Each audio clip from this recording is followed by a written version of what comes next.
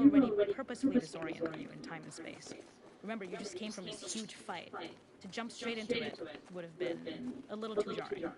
After some back and forth, we rooted it in Ellie's nerves, calling back to her hands shaking in theater. But this time, for a much more innocuous reason we'll find out later. She's nervous because she has a crush on Dina, who is the only reason why she's here at the dates. Something we really wanted to do was highlight the way their lives had turned upside down since she went down this path. We had this idea of recontextualizing all of our usual gameplay mechanics that were designed for really violent ends. The workbench, door bashes, throwable weapons, and even the infected, which is my personal favorite. Peppered throughout the level are moments of levity or shared history, all the while seeing how happy and mundane they all were before a huge revenge arc. It is not a festival without one of these throwing games. This one, of course, uses our throwable system where you're often chucking explosive things or stunning things, but for a more wholesome purpose, although some people take this game really seriously. A fun aspect of this is if you did well, you could win a toy here. Ellie would place it in her pocket. If you had done this, you'd find the toy with JJ, the baby, later back at the farm. When we cut this, the toy made it through anyway because it was so cute. It is the same one you see on the tractor at the farm. Ollie the elephant. This is one of my favorite sections because I think that it achieves both the slice-of-life aspect of Jackson while also being a stark reminder of how dark the world that they live in really, really is. To attract attention and curiosity, one of the kids was supposed to make this adorable, messed up little clicker impression, and the others would giggle. We tried a version where if you got close enough, the kid might try and follow you a little before turning back. Since clickers are blind and move by echolocation, for this game of messed up tag, Ellie must close her eyes and listen for when the children give themselves away. The thought was that these kids are in relative safety. They still grow up with the dangers of clickers and runners, and all those lessons would embed themselves in the games that they play. When the festival got cut, they tried to preserve this moment and move it to the front of the game, where the snowball fight is, as a tutorial. However, being in the headspace of a clicker doesn't really teach you how to deal with them. Eventually, it evolved, and they instead made the snowball fight, which was, I think, way more effective. For me, it's character illuminating that not only does Ellie know this game, she plays along. There's a familiarity with the kids that's really nice to see, especially because it's such a difference from the Ellie we see later, who has a sort of hollow normalcy that she's trying to get with JJ, but kind of fails.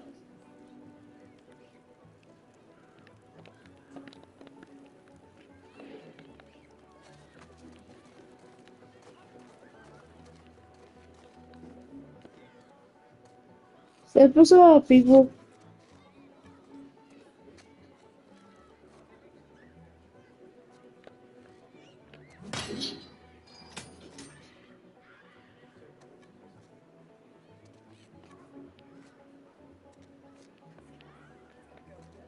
Nuts.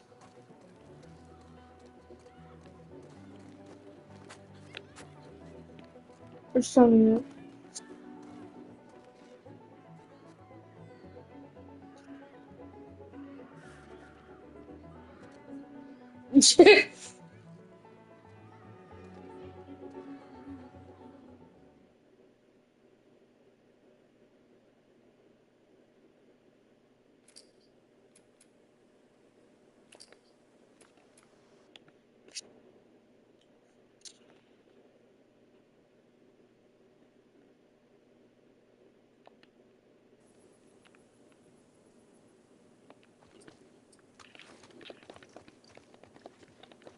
So the boar hunt was one of the hardest levels for me to work on. It was a huge challenge with the systems that we had, and we kept trying, but it never felt quite right. Originally, the level happened after the Jackson Festival, which also got cut, but before Farm. Once the festival got cut, it became the prologue to Farm. The intended experience is that we jump forward in time after the fight with Abby in the theater. We don't know where Dina is, we likely assume she's dead because she was just bleeding out. Ellie is alone, her hair is short, so maybe this is the future or the present. And she's hunting. Hunting who? Abby still? In early iterations of the fight, it was more arena-like. The player slowly whittles down the boar's health, Ellie gets more visceral and more vicious. We get a little worried about her. As the boar gets weaker, more panicked, more feral, and we start feeling sympathetic to the boar, was the hope. In all of these iterations, especially of these wider areas, it required custom AI and scripting to make sure it continued to feel organic as an animal, but we really needed it to do specific stuff. It needed to be able to close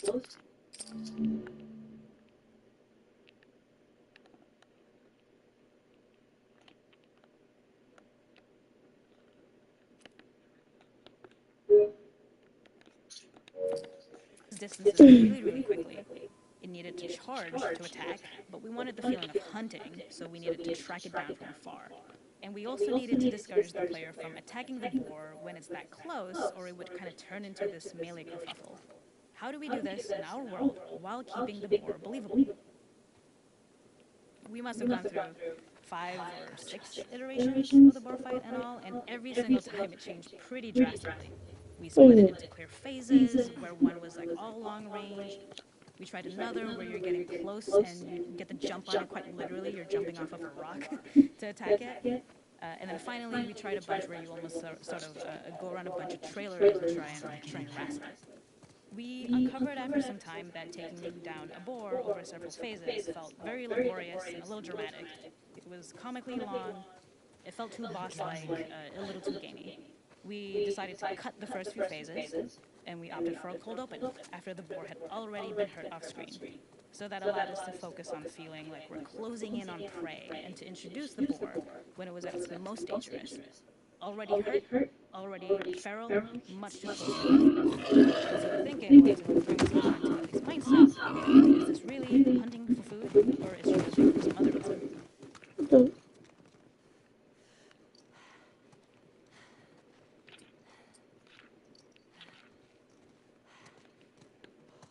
Well, her fingers.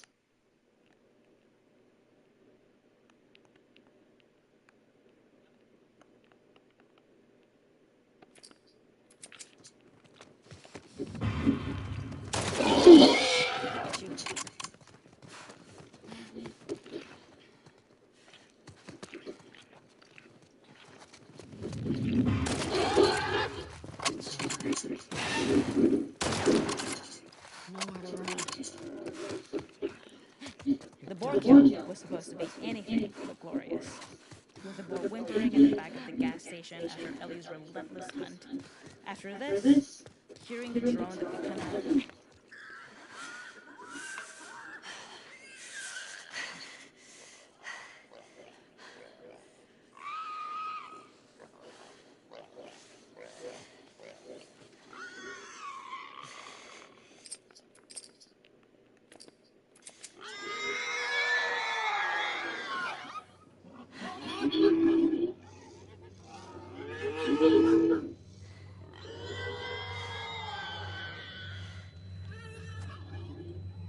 Oh,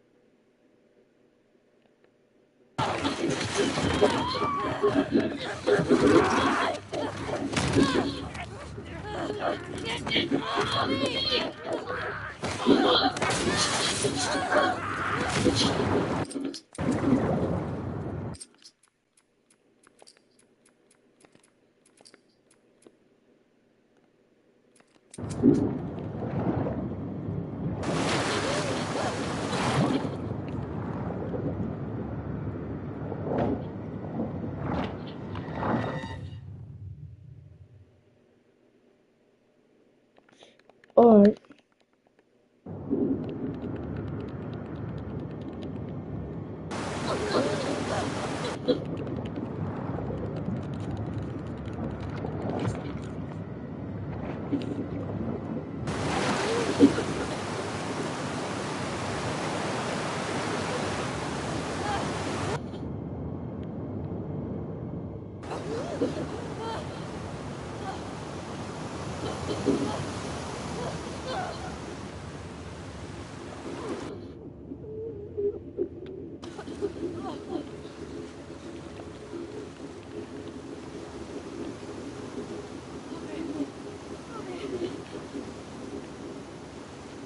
Oh shoot.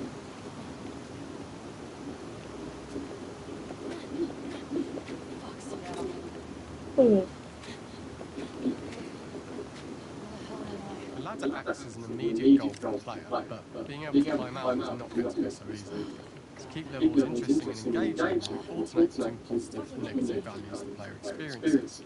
Here, it's a positive to have found a ladder, but then a negative to discover it's not the solution. But then another positive to identify the next short-term goal with the door. Oh, sorry, why By don't I hear all that alternating between yapping? opposing values, we give Yep, players what yep, they yep, expect, yep, yep. not what they Oh, expect. frick!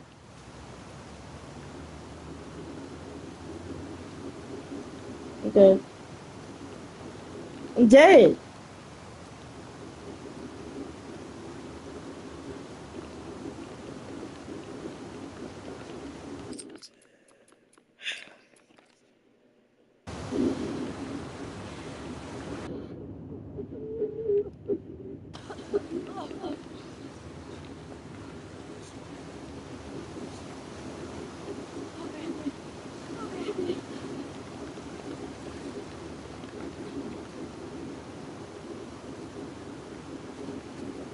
Fuck, Seattle.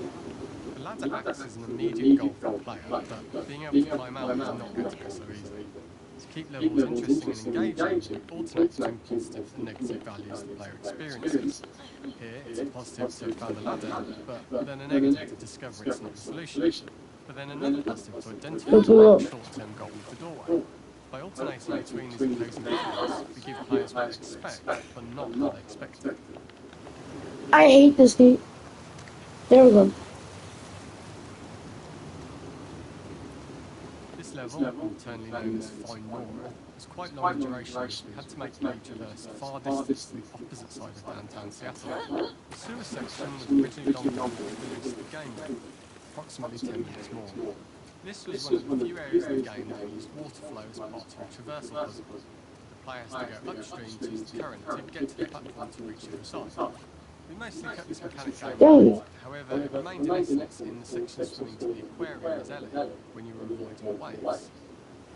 When players reach the doorway and enter into the room, they are faced with a dead end. The real reason for this dead end room is that on the reversal, when exiting back out the doorway, players are faced with routes onwards. A pipe that they'd not been able to see when they were swept past it on the way in, and something that was hidden from view when on the side platforms. The intention here being that the only option is to go off the standard path in order to search for a way out.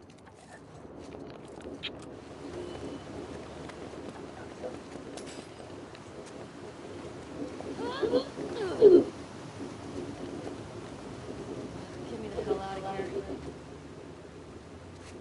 Throughout the rest of the level, we also used light to indicate to the player that they were heading in the right direction. At each turn, however, we blocked the direct route forward. Players would know that they just have to keep finding alternative paths, promoting those feelings of being desperate and trapped. Keep going up and up. Dang it!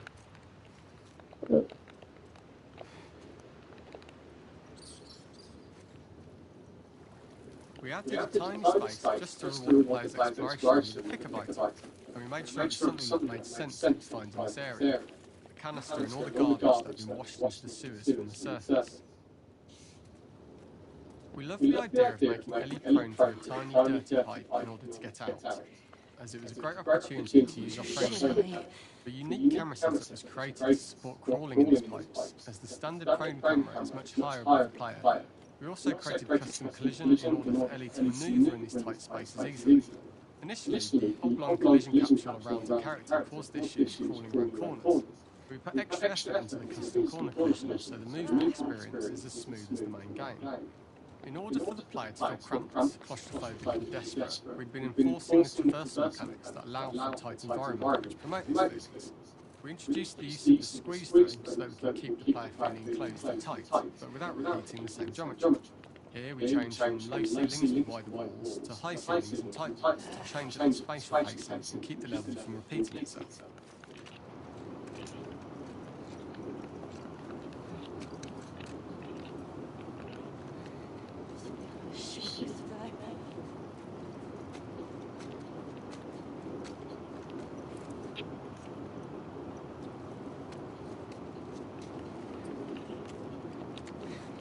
Originally, we had the waterline much higher here, so players had to swim through this tight tunnel.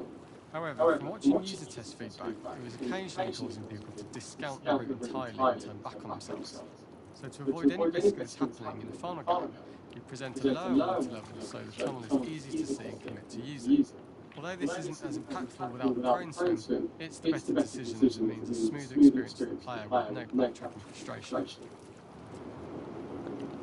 As we surface from the water and over the crest of the slope, we reveal what is further in this tunnel. A clicker that's sprouted and fungus has grown on the sides of the pipe. It was great to see people who user tested this area becoming increasingly worried as we forced the player to squeeze past the fungus and inches away from the clicker's face, all the time not being sure whether the clicker might be live and attack them. Although we aren't as cruel as to force a clicker attack in such close proximity, we do have a payoff at this moment. This clicker momentarily turned into Joel to show Ellie's PTSD from what happened to Joel at the start of the game. Ultimately, we decided to save this moment for farmland, as it was more impactful there because it could become the centrepiece of that experience. Whereas in the sewers, we weren't able to make it as much of a narrative point and give it the breathing room and reaction time that it deserves, given the tight space.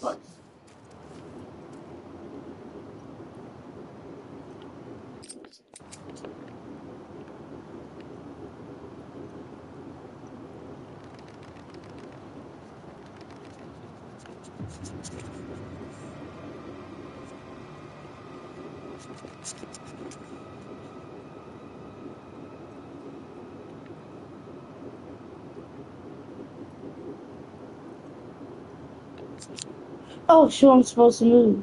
I even know.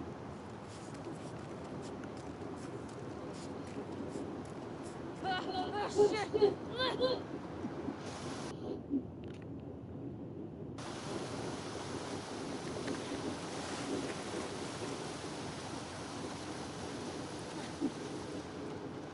For the final section, we eventually opened you out into a wider area as you traverse through such tight spaces leading up to this. So changing environmental pacing makes it begin to feel like we're coming to the end of Ellie's This is story. literally the In same earlier thing. iteration, you used the current that was shown at the start for a slightly tougher traversal puzzle to conclude the sewers. The ladder was clearly visible from most of the area, but the player was faced with fast-flowing torrents of water they couldn't cross. If the player attempted to jump into the water, they were not able to swim across the ladder due to the water's speed, but instead they had to traverse the pipe running along the top of the space in order to get across the water. Using this pipe was retained in the iteration of Shipwreck, as it's the last of the extreme methods Ellie has to undergo in order to escape the sewers, and what she will go through in her pursuit of revenge.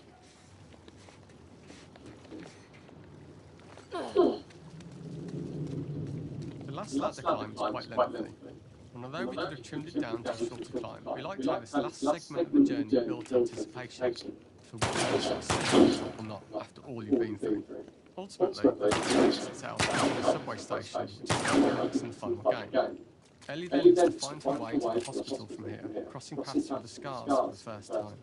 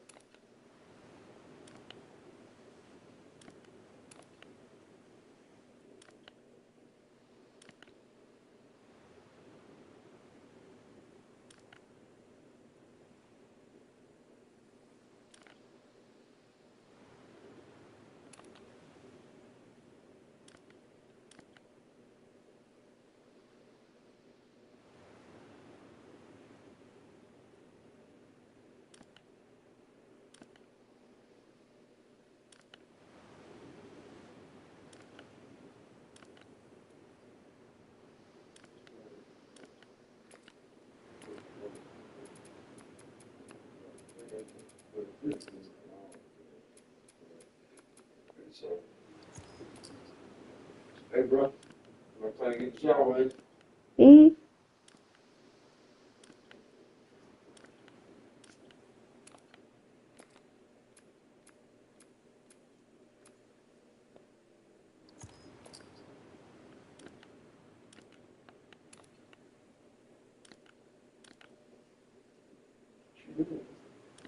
Mm.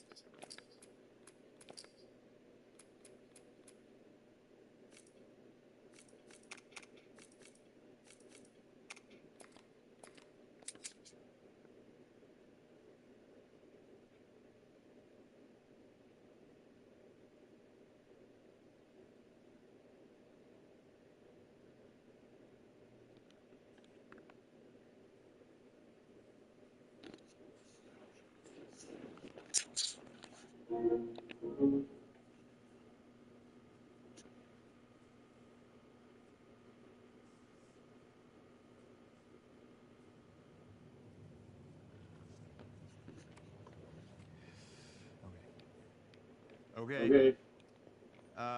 Thank you all for what is about to be a very long presentation.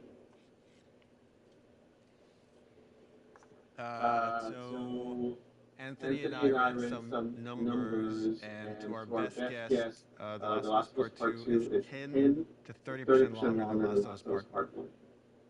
However, this is the most detailed story presentation we've ever done. Like, if you think about the presentation for T1, where we kind of talk about the quarantine zone in somewhat detail, even though some change, and then it's like, and here are some things that might happen with Joel and Ellie. They might go into a spore-filled subway tunnel. They might fight some cannibals. At some point, Joel get incapacitated. This has everything figured out, even though it might change. Every character is accounted for, every cinematic is accounted for in this presentation, which means it's going to feel twice as long as the first game. So when you freak out, that's normal, that's part of this.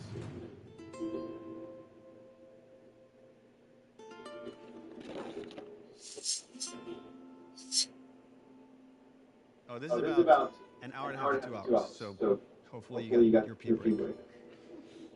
Okay, so we open on 15-year-old Ellie. This is a few weeks after the events of the first game.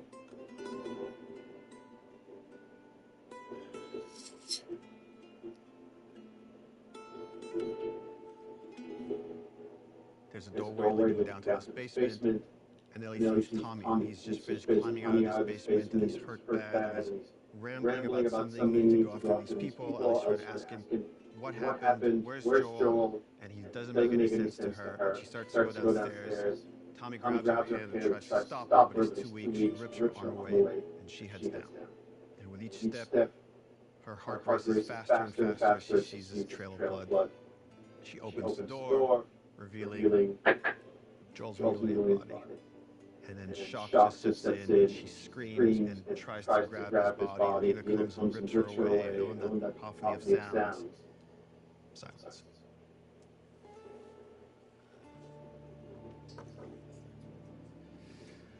Oh, we're just getting started.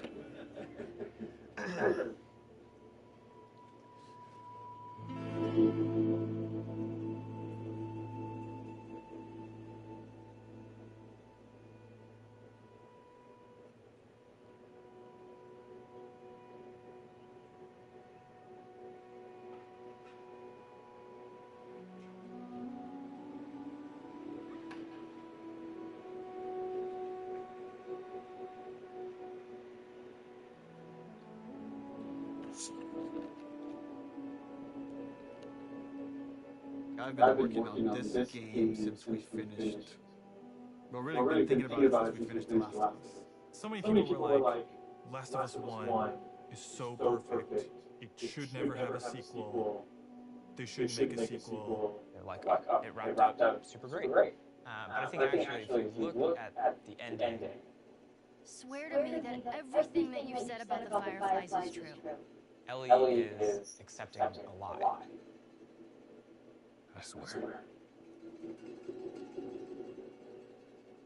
Okay. She has a very good bullshit detector. She knows something doesn't feel right, but I think is too scared at that point to ask. How long can you really live with accepting a lie like that? The Last of Us feels like an origin story for a survivor in this post-apocalyptic world. Seeing like how Ellie has become such a strong, unique character, it really felt like, if we were to do a sequel, it'd be a shame for it not to focus on her. Move the fuck out of the way. Yeah, once we're done with this whole thing, I'm gonna teach you how to play guitar. I reckon you really like that. What do you say? Huh? Joel, he's gonna teach Ellie to play guitar. That always felt like that's just this like unanswered promise that like was kind of lingering at the end of the first game. We did this thing called One Night Live.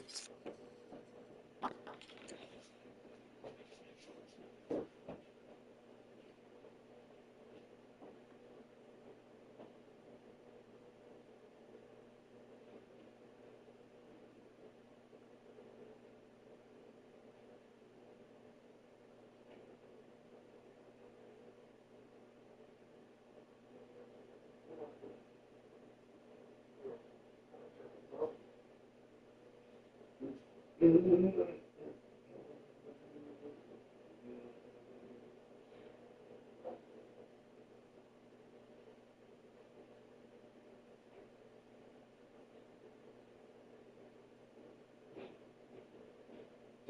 you get in there,